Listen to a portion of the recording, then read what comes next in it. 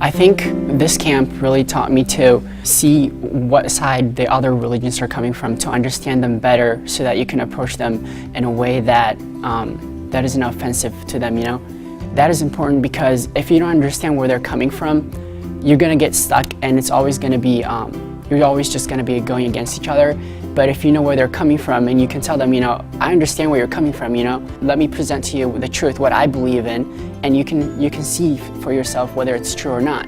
I was not quite sure what to think at first. It kind of all came together last minute, and I was thinking that, oh my gosh, it's gonna be way out of my comfort zone and I don't know if I'm gonna really enjoy this. But when I got here, I completely changed my opinion about it. And I love all of the speakers and how in-depth we get into the topics. And I love how the speakers acknowledge that, yeah, these are tough subjects and these are tough things to get into. And there aren't easy answers for most of the topics that we're getting into. And I loved how they acknowledged that, and just right off the bat they didn't try to know everything and make it seem like Christianity has to know everything.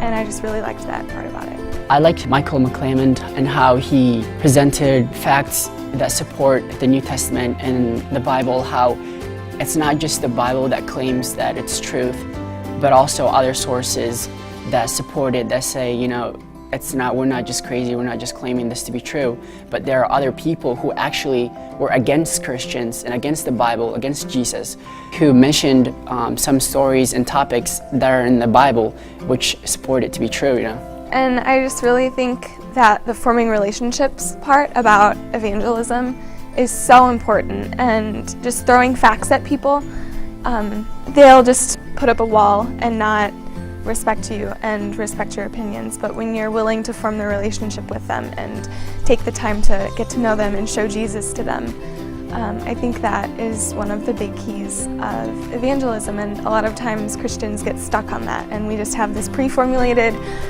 speech laid out for them to just, you know, throw at them and be done. But I'm really learning just the relationship part is so important.